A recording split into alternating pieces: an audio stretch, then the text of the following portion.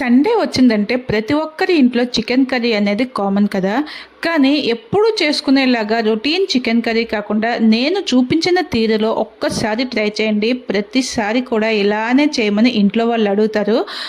మరి కర్రీకి ఆ స్పెషల్ టేస్ట్ కావాలంటే ప్రాసెస్ కూడా కొంచెం స్పెషల్గానే ఉంటుంది. సో వీడియోని ఎక్కడ స్కిప్ చేయకుండా కంప్లీట్గా వాచ్ చేయండి. ప్రాసెస్ అనేది మీకే అర్థమైపోతుంది. సింపుల్గా మీరైతే నెక్స్ట్ టైం ట్రై చేసేయచ్చు.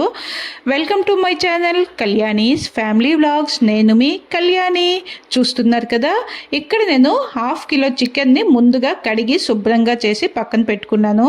దీనికి ఎటువంటి మసాలాలు పట్టించాల్సిన అవసరం కూడా లేదు.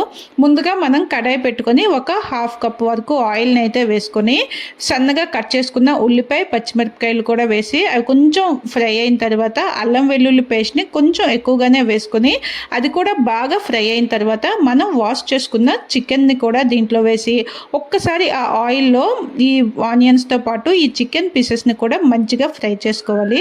కొంచెం ఫ్రై అయిన తర్వాత దీంట్లోనే మన టేస్ట్కి సరిపడా పసుపు, కారం, ఉప్పు వీటిని కూడా వేసి ఈ మసాలాలన్నీ కూడా చికెన్కి మంచిగా పట్టేలాగా ఒకసారి బాగా మిక్స్ చేసుకొని ఈ చికెన్ అయితే మీడియం ఫ్లేమ్లో మూత పెట్టి దీన్ని ఒక 10 మినిట్స్ పాటు కుక్ అవ్వనివ్వాలి. అయితే మనం ఒక మసాలా పేస్ట్ని అయితే ప్రిపేర్ చేసుకోవాలి.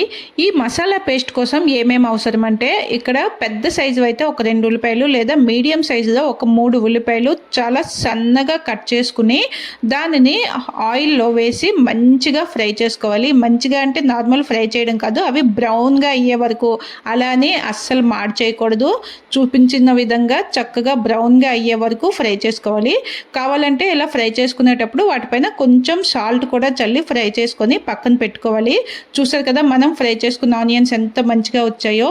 ఇలా మనం ఫ్రై చేసుకున్న ఆనియన్ని ఇప్పుడు ఒక మిక్సీ జార్ తీసుకొని దాంట్లోకి వేసేయాలి.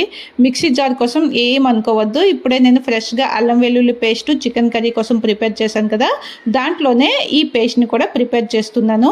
ఇక్కడైతే బ్రౌన్ ఆనియన్స్ని కూడా వేసుకున్న తర్వాత నానబెట్టుకున్న కాజు, ఆల్మండ్ వేసుకోవాలి. ఇవైతే నేను రోస్టెడ్ కాజు అలాగే రోస్టెడ్ ఆల్మండ్స్ అనమాట, అందుకని నేను నానబెట్టుకోలేదు. మీరు నార్మల్ అయితే కొంచెంసేపు నానబెట్టుకొని వాడుకోండి.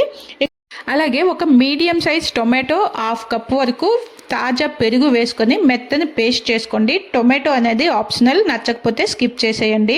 ఇలా చేసుకున్న మనం మసాలా పేస్ట్ ఉంది కదా, మనం 10 నిమిషాలుగా కుక్ అవుతున్న ఈ చికెన్ ఉంది కదా, ఈ స్టేజ్లో చికెన్ని మరోసారి మంచిగా మిక్స్ చేసుకున్న తర్వాత మనం ప్రిపేర్ చేసుకున్న ఈ పేస్ట్ ఉంది కదా, ఈ పేస్ట్ మొత్తాన్ని కూడా ఈ చికెన్లోకి వేసేసి ఈ మసాలా పేస్ట్ పట్టేలాగా చికెన్ని మరోసారి మంచిగా మిక్స్ చేసుకోవాలి.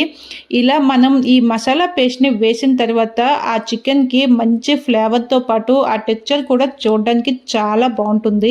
అంతేకాకుండా చికెన్ కర్రీలో అందరం చికెన్ తింటూ ఉంటాం కదా, ఇలా కానీ కర్రీ ప్రిపేర్ చేసుకున్నారంటే అందరూ చికెన్ పీసెస్ని కాకుండా గ్రేవీ కావాలని అడుగుతారు.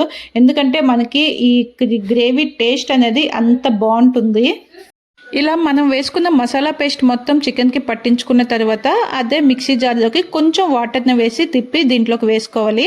అలాగే మీకు అవసరమైన కన్సిస్టెన్సీకి సరిపడా వాటర్ని అయితే కర్రీకి యాడ్ చేసుకొని ఒక్కసారి మంచిగా మిక్స్ చేసుకొని జస్ట్ మీడియం ఫ్లేమ్లో ఒక 5 మినిట్స్ కుక్ చేసుకుంటే ఈ rich creamy tasty Mughlai chicken curry అనేది రెడీ అయిపోతుంది.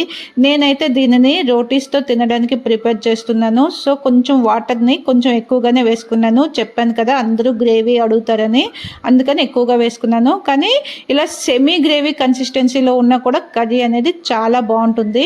తప్పకుండా ట్రై చేసి ఎలా వచ్చిందో కామెంట్ చేయండి. నేనైతే ష్యూర్గా చెప్తున్నాను మీ అందరికీ చాలా బాగా నచ్చేస్తుంది ఈ కర్రీ. ఎవ్రీ సండే కాకపోయినా ఇంటికి ఎవరైనా గెస్ట్లు వచ్చినప్పుడు లేదా ఏదైనా స్పెషల్ అకేషన్స్లో ఇలా కానీ కర్రీ ప్రిపేర్ చేసుకుంటే ప్రతి ఒక్కరికి నచ్చి తీరుతుందంతే. మరి ఇంత మంచి కర్రీ కోసం ఒక చిన్న లైక్ చేసి మీకు తెలిసిన చికెన్ లవర్స్కి వీడియోని షేర్ చేయండి. మన ఛానల్ని వెంటనే సబ్స్క్రైబ్ చేసుకోండి. Thank you for watching.